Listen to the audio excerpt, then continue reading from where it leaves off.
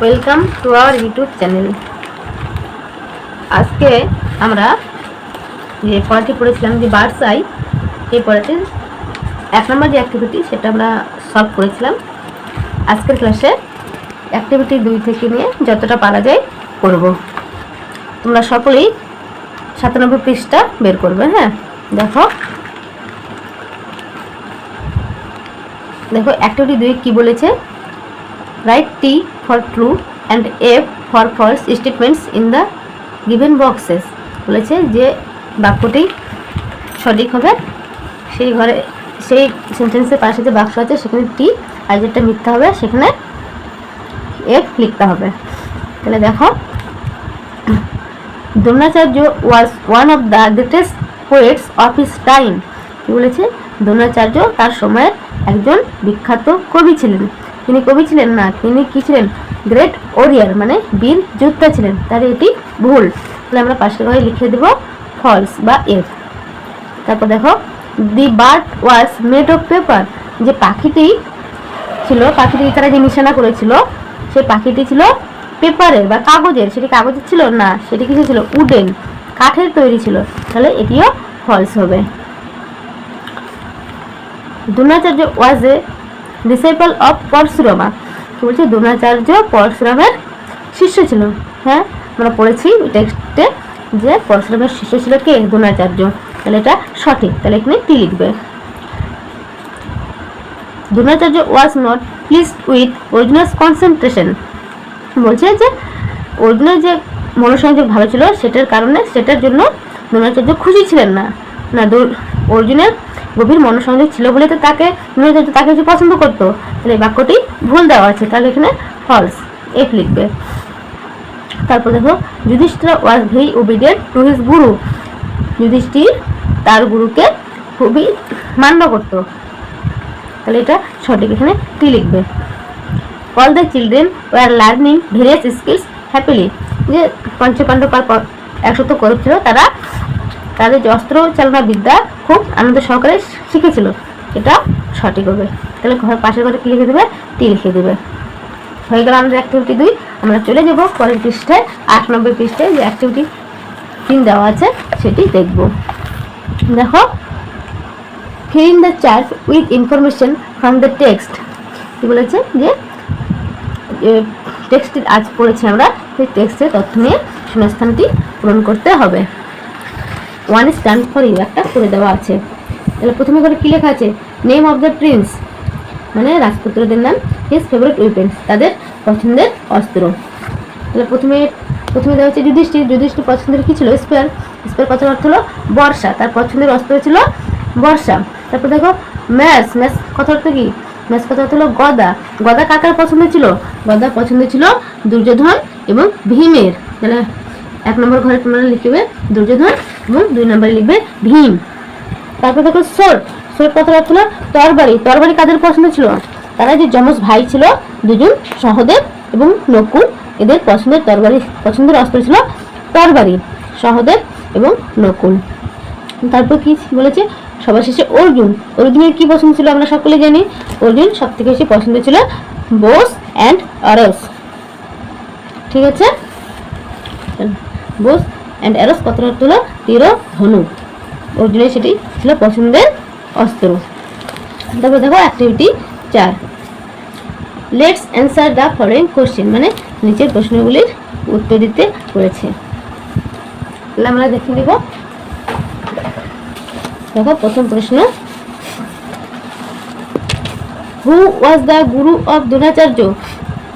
বলছে যে দ্রোণাচার্যের গুরু কে ছিলেন। তাহলে আমরা পড়াতে পড়েছি কে ছিল, পরশুরামা। তাহলে পরশুরামা was the Guru of Dronacharya. পরশুরামা was the Guru of Dronacharya মানে দ্রোণাচার্যের গুরু ছিলেন পরশুরাম। 2 নম্বর প্রশ্নটা দেখো, হোয়ার ওয়াজ দ্য বার্ড প্লেসড মানে বার্ডটিকে কোথায় রাখা হয়েছিল। তো দেখো, the bird was placed on the top of A distant tree. পাখিটিকে একটা দূরবর্তী গাছের দূরে কোনো একটা গাছ আছে, সেই গাছের উপরে পাখিটিকে বসানো হয়েছিল। সেই যে কাঠের পাখিটাকে তাদের যে নিশানা করতে বলা হয়েছিল, সেই পাখিটা একটা দূরের গাছের উপরে বসানো ছিল। তারপর দেখো প্রশ্নটি, what did Yudhishthira see? Yudhishthira কি দেখতে পেয়েছিল? যখন তার গুরু তাকে বলেছিল যে তুমি এবার রেডি সেই পাখিটিকে মানে তীর ছোঁড়ার জন্য, তখন তাকে বলেছিল যে তুমি কি কি দেখতে পাচ্ছ? তখন দেখো তার উত্তরটি, যুধিষ্ঠিরা যুধিষ্ঠিরা দেখেছিল দ্রোণাচার্যকে দেখতে পেয়েছিল, দ্য ট্রি গাছ, দ্য পিপল অ্যারাউন্ড হিম তার আশেপাশে যে লোকজন ছিল তাদেরকে, অ্যান্ড দ্য বার্ড সেই পাখিটিকে যুধিষ্ঠির দেখতে পেয়েছিল। তারপরটি দেখো, why did Dronacharya like Arjuna the most? বলছে যে দ্রোণাচার্য অর্জুনকে কেন বেশি পছন্দ করতেন? তার গভীর মনোসংযোগের জন্য। দেখো, why did Dronacharya like Arjuna the most? Arjuna had the, উত্তরটি দেখো, Arjuna had the great concentration on practising the skills of using weapons. বলেছে যে তারা যে অস্ত্রগুলি চালানো শিখছিল, সেই চালানোর ক্ষেত্রে অর্জুনের মনোসংযোগ ভালো ছিল, সে সবকিছু মনোযোগ সহকারে করত, সেই জন্যই তার গুরু দ্রোণাচার্য তাকে বেশি পছন্দ করতেন। শেষের প্রশ্নটা দেখো, what is the most important in hitting a target? বলেছে যে লক্ষ্য ভেদ করার জন্য সব থেকে গুরুত্বপূর্ণ জিনিসটি কি? What is most important in hitting a target? উত্তরটি হবে ইন্টেন্স কনসেন্ট্রেশন। ইন্টেন্স কনসেন্ট্রেশন কথা হলো গভীর মনোসংযোগ। Intense concentration is most important in hitting a target. লক্ষ্য ভেদ করার জন্য সবথেকে গুরুত্বপূর্ণ জিনিসটি হলো গভীর মনোসংযোগ, কারণ গভীর মনোসংযোগ না হলে আমরা কোনো কিছু কাজ ভালোভাবে করতে পারি না। সেই জন্য গভীর মনোসংযোগটা একান্ত প্রয়োজন। কোনো কিছু কাজ করার ক্ষেত্রে বা কোনো লক্ষ্য পৌঁছানোর ক্ষেত্রে গভীর মনোসংযোগ খুব প্রয়োজন। হয়ে গেল আমাদের অ্যাক্টিভিটিটা। তাহলে আমরা চলে যাবো পরের পৃষ্ঠায়। 90 পৃষ্ঠায় দেখো কি অ্যাক্টিভিটি বলেছে। অ্যাক্টিভিটি 5 বলেছে যে write the opposite of the following ওয়ার্ডস।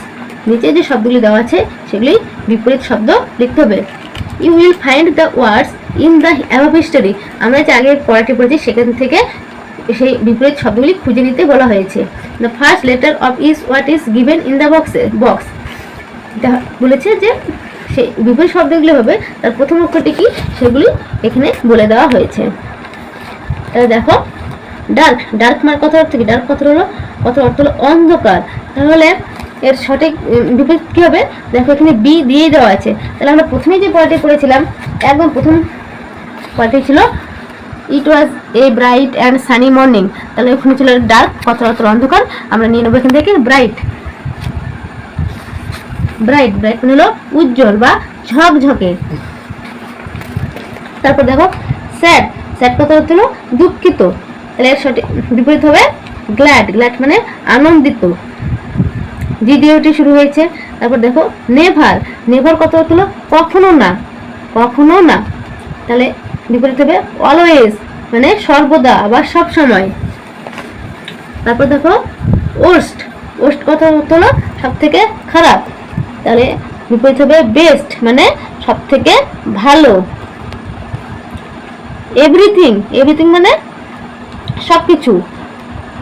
বিপরীত নাথিং মানে কোনো কিছুই না। ইনভিজিবল কথা হলো অদৃশ্য, যেটাকে দেখা যায় না। এটা বিপরীত হবে ভিজিবল, যেটাকে দেখা যায় বা দৃশ্যমান। হয়ে গেল আমাদের অ্যাক্টিভিটি 5। এবার দেখো অ্যাক্টিভিটি 6 কি বলেছে। Match the words in column A with their meanings in column B. যে কলাম এতে যে শব্দগুলি দেওয়া হচ্ছে তাদের অর্থ বা তোমরা এটাকে বলতে পারো নিয়ারেস্ট মিনিং সে কলাম বিতে দেওয়া আছে।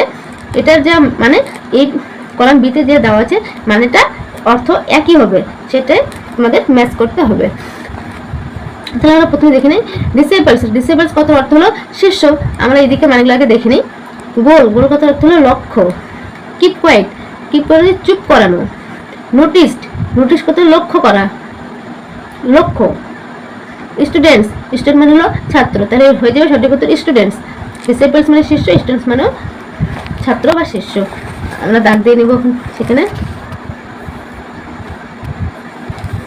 তারপর দেখো রয়্যাল, রয়্যাল কত অর্থ হলো রাজকীয়, তাহলে এটার উত্তর হবে ম্যাজেস্টিক। হিউজ, হিউজ মানে হলো বিশাল, ম্যাজেস্টিক কত অর্থ হলো রাজকীয়, আর ডিস্টিংক্টলি কত অর্থ হলো সুস্পষ্টভাবে বা পরিষ্কারভাবে।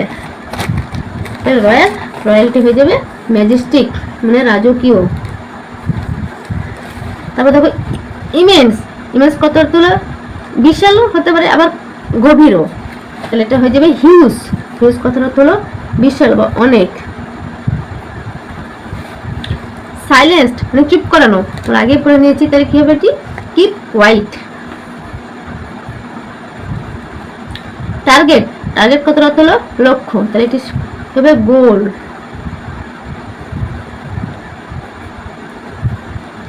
প্রমিনেন্টলি, প্রমিনেন্ট কত অর্থ হলো সুস্পষ্ট হবে, তাহলে এটা হবে ডিস্টিংক্টলি।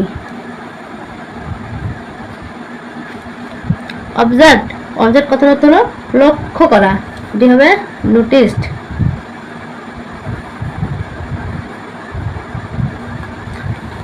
হয়ে গেল ম্যাচ করা।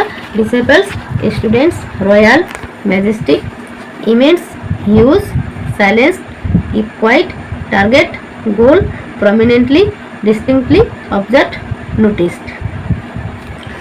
তারপর দেখো অ্যাক্টিভিটি 7,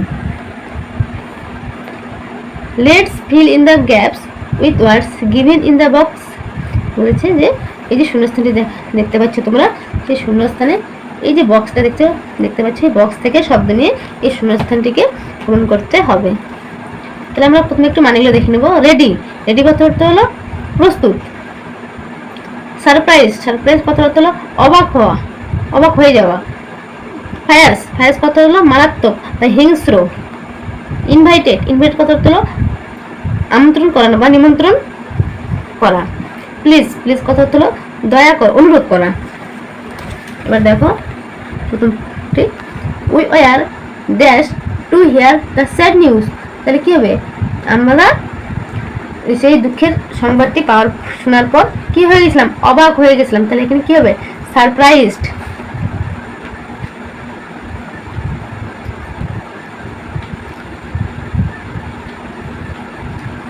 সেই দুঃখের সংবাদটি পাওয়ার পর আমরা অবাক হয়ে গিয়েছিলাম, শোনার পরে আমরা অবাক হয়ে গিয়েছিলাম। The players are dash for the game, কেবল রেডি মানে তারা গেমের জন্য প্রস্তুত।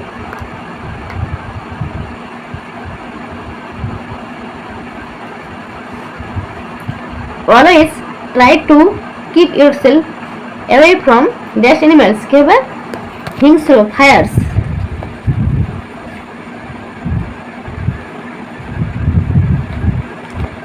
মানে বলছে যে সবসময় নিজেকে হিংস্র পশুদের থেকে দূরে রাখবে। তারপর তো dash give me glass of water, তোমরা একটা প্রত্যেকেই কথায় কথা ইউজ করো। প্লিজ, দয়া করে আমাকে এক গ্লাস জল দাও। শেষেরটা দেখো, Renuka dash all her friends on her 10th birthday, বলছে রেণুকা তার 10তম যে জন্মবার্ষিকী, সেই জন্মবার্ষিকীতে সকল বন্ধুদের কি করেছিল নিমন্ত্রণ করেছিল, ইনভাইটেড।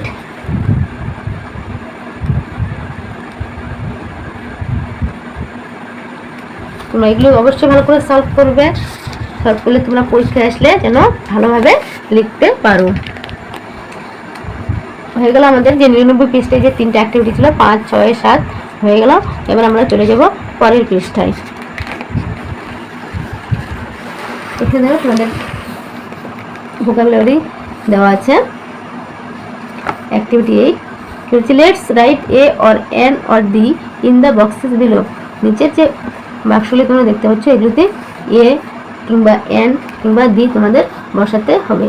এ এন এই তিনটি হলো আর্টিকেল, মানে আর্টিকেল দিয়ে তোমাদের এই বাক্স ঘরগুলি পূরণ করতে হবে। দেখো, হি অলওয়েজ স্পিক, তাহলে এটা কি হবে ট্রুথ, তাহলে সে সবসময় সত্য কথা বলে।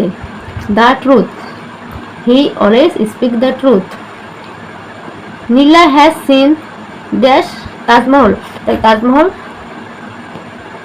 একটা, তাজমহল পৃথিবীতে একটা এসে তার সামনে আমরা কি দিব দা দিব, তাহলে হয়ে যাবে এখানে the. Mister Sen is an honest man. Honest, এটি হলো